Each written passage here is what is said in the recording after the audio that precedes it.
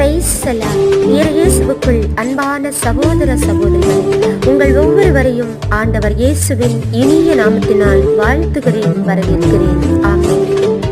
இன்றைய நாளுக்கான இறைவார்த்தை உணவு லூக்கா